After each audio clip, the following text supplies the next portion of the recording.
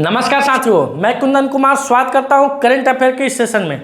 दोस्तों, आज हम देखेंगे कल के दिनों में घटित राष्ट्रीय एवं अंतर्राष्ट्रीय खबरें जो आपके किसी भी परीक्षा के दृष्टिकोण से बेहद ही महत्वपूर्ण होने वाली है। तो वीडियो को शुरू करने से पहले जान लेते हैं कल आपसे वीडियो के लास्ट में जो क्वेश्चन पूछा गया था उसका आंसर क्या होगा। तो स्वराज ट्रैक्टर के ब्रांड एम्बेसडर कौन है, ये क्वेश्चन सेट हो गया।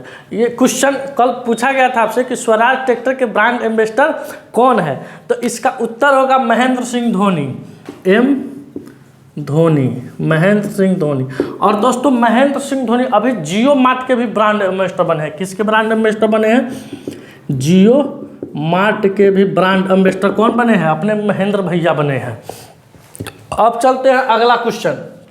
अगला क्वेश्चन है अंतर्राष्ट्रीय कलाकार दिवस कब मनाया जाता है। तो दोस्तों, जितने भी अंतर्राष्ट्रीय लेवल के कलाकार हैं उनके याद में, उनके सम्मान में हर एक साल हम लोग 25 अक्टूबर को अंतर्राष्ट्रीय कलाकार दिवस के रूप में मनाते हैं।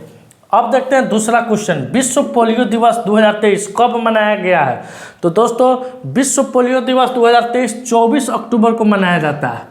और ये 24 अक्टूबर को ही हम लोग क्यों मनाते हैं, यानी विश्व पोलियो दिवस 2024 हम लोग 2023 माफ कीजिएगा 24 अक्टूबर को ही क्यों मनाते हैं। तो इस दिन जॉन साल्क का, किसका दोस्तों, जो इसने पोलियो का टीका का खोज किया था, जॉन साल्क, साल्क का क्या है, हैप्पी बर्थडे है। क्या है दोस्तों?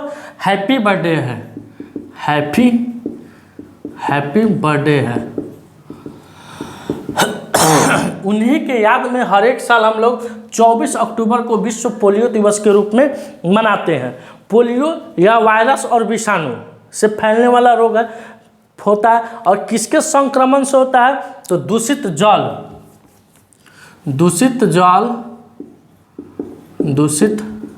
जल और भोजन, दूषित भोजन से फैलता है। किससे फैलता है दोस्तों? दूषित जल और दूषित भोजन से पड़ता है। वायरस और विषाणु है इसका, वायरस और विषाणु।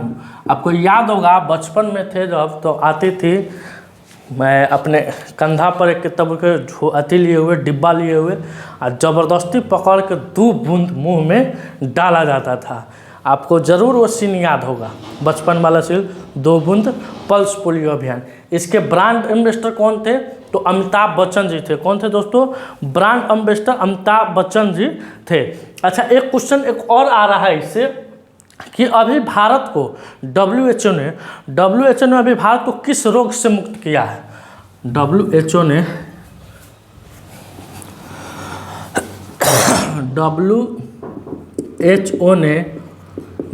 भारत को किस रोग से मुक्त किया है? किस रोग से मुक्त किया है? अभी WHO वर्ल्ड हेल्थ ऑर्गेनाइजेशन ने भारत को किस रोग से मुक्त किया है? तो दोस्तों, बर्ड फ्लू से। किससे मुक्त किया है? बर्ड फ्लू से अभी WHO ने भारत को क्या कर दिया है? मुक्त कर दिया है। इसका सूत्र क्या होता है? H5N1, H5N1। अब आइए अगले क्वेश्चन पर चलते हैं। कहाँ चलते हैं? अगले क्वेश्चन पर। अगला क्वेश्चन है बिहार के किस जिले में GST ट्रिब्यूनल बेंच स्थापित की जाएगी। तो दोस्तों, अभी बिहार में बीतों दिनों GST के ऊपर, किसके ऊपर दोस्तों? GST के ऊपर काफ़ी वाद विवाद चल रहा है, काफ़ी मामला इसका अदालत में अटका हुआ है। तो अभी पटना उच्च न्यायालय के द्वारा, किसके द्वारा दोस्तों? पटना उच्च न्यायालय के द्वारा, किसके द्वारा? पटना उच्च न्यायालय के द्वारा GST पर सुनवाई के लिए ट्रिब्यूनल बेंच स्थापित किया जाएगा। तो बिहार के पटना जिले में, कहाँ दोस्तों? बिहार के पटना जिले में।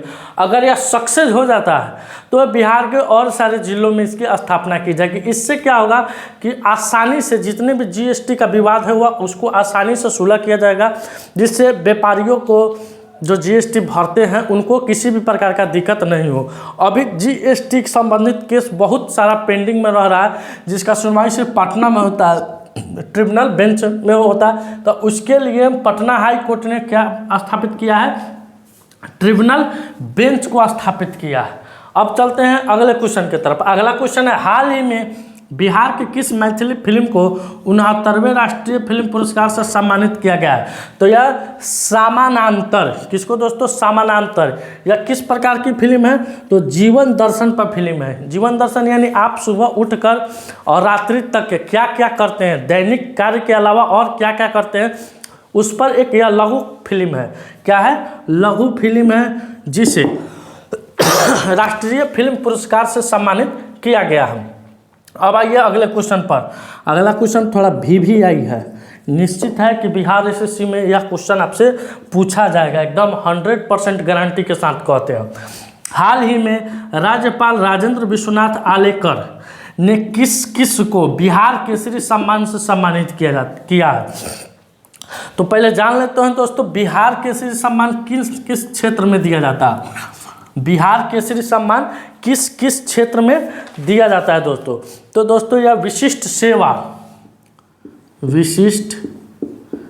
सेवा जो पुलिसकर्मी होते हैं, उसके बाद शिक्षा, स्वास्थ्य, लोक कल्याण कार्य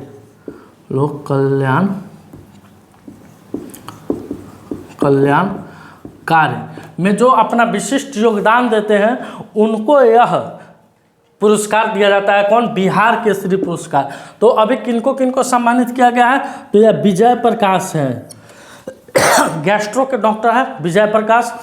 शांति राय है, जो बांझपन का इलाज करती है, शांति राय है।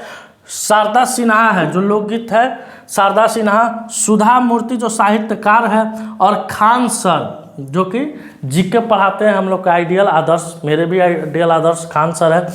उसके बाद गौरव सर है। तो Khan sir, Khan GK research centre के नाम से इनका संस्थान चलता है। इन सभी लोगों को बिहार केसरी सम्मान से अब की बार सम्मानित किया गया है।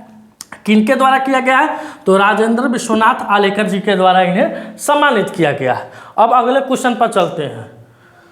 कहाँ 2024 में ई प्रिक्स? दोस्तों जब भी ई प्रिक्स आपके जेहन में आए, जब भी आप ई प्रिक्स दिखेंगे, तो आपके मन में आना चाहिए कि यह किससे संबंधित है। तो यह दोस्तों फार्मूला कार, जो फार्मूला देखते हैं ना, फार्मूला कारवा होता है, एकदम गोए ले रहता है, उससे संबंधित है। कि दूसरे संस्करण का आयोजन कहाँ होगा? तो दोस्तों हैदराबाद होगा। कहाँ होगा? हैदराबाद होगा। अच्छा, आप बता सकते हैं हैदराबाद किस नदी के किनारे है? तो मूसी नदी के किनारे है। किस नदी के किनारे है दोस्तों? मूसी नदी के किनारे है। और जुड़वा शहर किसे कहा जाता है? तो हैदराबाद और सिकंदराबाद को कहा जाता है। किसको कहा जाता है? हैदराबाद और सिकंदराबाद को कहा जाता है। दोस्तों आप इसका स्क्रीनशॉट ले सकते हैं। आइए दोस्तों अगले क्वेश्चन पर। अगला क्वेश्चन है, हाल ही में वनडे क्रिकेट में सबसे तेज 2000 रन बनाने वाले खिलाड़ी कौन बने हैं? तो दोस्तों वनडे के इतिहास में सबसे तेज 2000 रन बनाने वाले शुभमन गिल बने हैं। कौन बने हैं दोस्तों? शुभमन गिल बने। कितने पारी में इन्होंने बनाया है? तो 38 पारियां में, पारियों में यह कीर्तिमान इन्होंने स्थापित किया है। किसने? शुभमन गिल ने। किनका इन्होंने रिकॉर्ड तोड़ा है? तो हाशिम आमला, दक्षिण अफ्रीका के ओपनर थे। हाशिम आमला। हर चीज़ में सचिन का रिकॉर्ड नहीं रहता है। सचिन जी का अच्छे खिलाड़ी थे, हैं, मानते हैं, लेकिन हर एक चीज़ में उनका रिकॉर्ड नहीं। उनका शतक में है, अधिक रन में है, अधिक पारी में रन बनाने का रिकॉर्ड है। और यह शुभमन गिल 38 पारियों में रिकॉर्ड बनाए हैं 2000 रन का। और हाशिम आमला 40 पारी में। साउथ अफ्रीका के ये ओपनर है। साउथ अफ्रीका के क्या है दोस्तों? ओपनर है। अब जानते हैं कि अभी तो आईसीसी वनडे वर्ल्ड विश्व कप चल रहा है। इसका पहला मैच किस स्टेडियम में हुआ था? आईसीसी वर्ल्ड कप 2023 का पहला मैच नरेंद्र मोदी स्टेडियम, जिसे मोटेरा स्टेडियम के भी नाम से जाना जाता है। किस नाम से? मोटेरा स्टेडियम के भी नाम से जाना जाता है दोस्तों।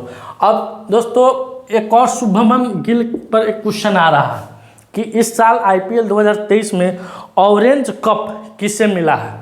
तो ऑरेंज कप आईपीएल 2023 में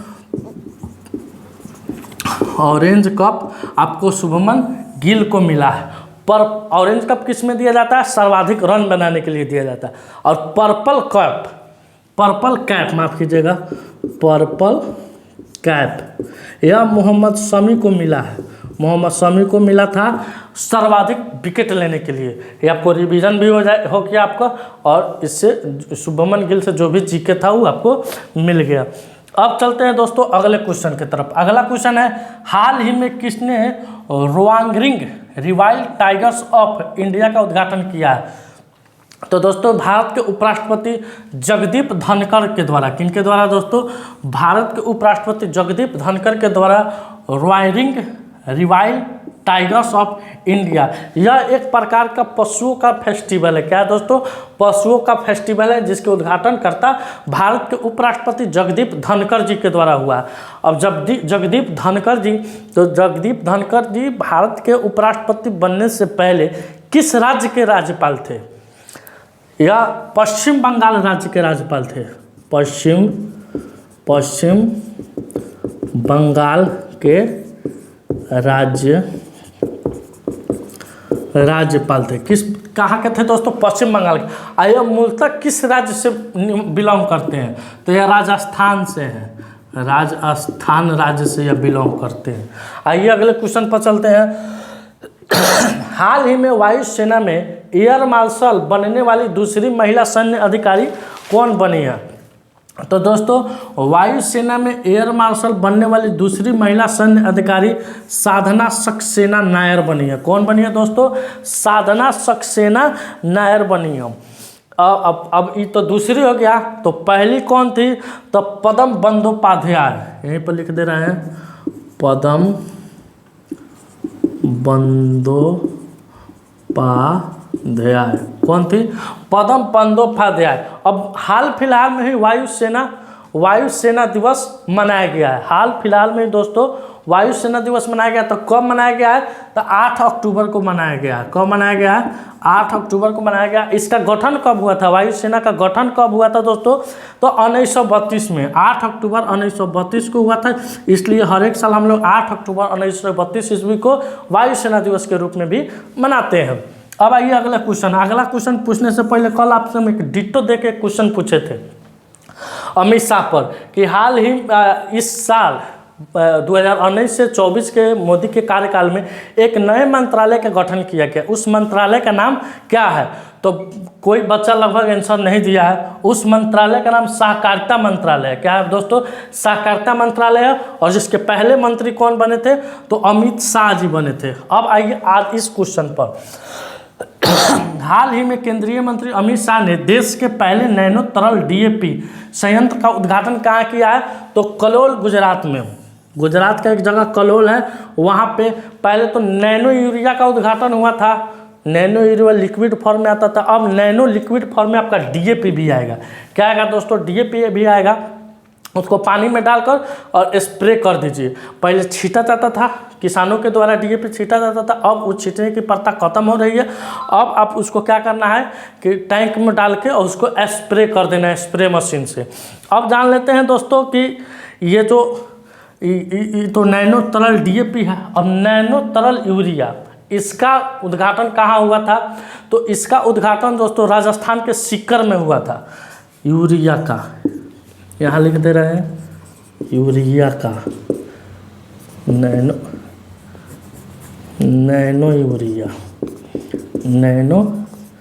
यूरिया का सीकर राजस्थान। इसके उद्घाटन करता भारत के प्रधानमंत्री नरेंद्र मोदी जी थे। अब आइए अगले क्वेश्चन पर। एशियन पैरा गेम्स 2023 में पैरा डोंगी, क्या है दोस्तों?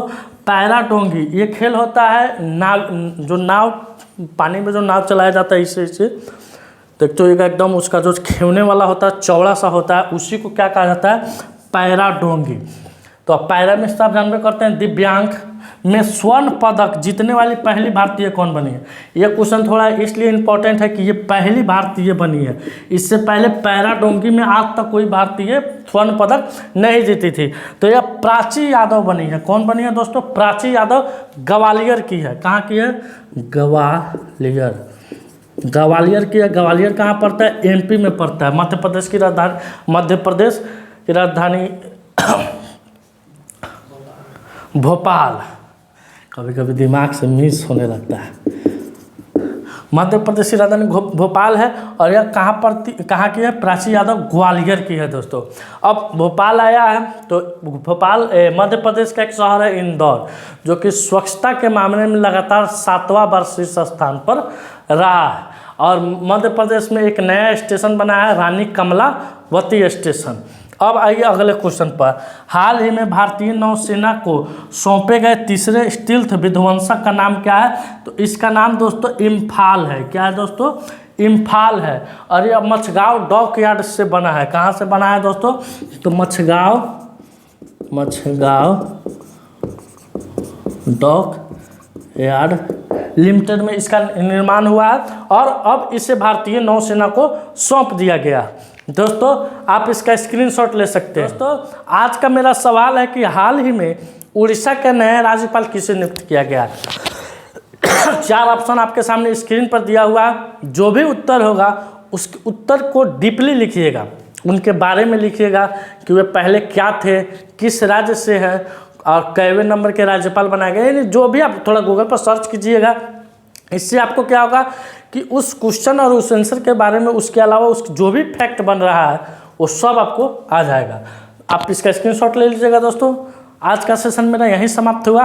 अगर यह वीडियो आपको अच्छा लगा हो, ऐसा लगा हो कि वीडियो आपकी परीक्षा के दृष्टिकोण से काफ़ी हेल्पफुल हो रहा है, तो वीडियो को ज़रूर शेयर कीजिएगा, लाइक कीजिएगा। और जो भी क्वेश्चन पूछा जाता है उसका उत्तर देना नहीं भूलिएगा, निश्चित तौर पर उत्तर दीजिएगा। मिलते हैं आपसे अगले वीडियो में, तब तक के लिए धन्यवाद। भारत माता की जय।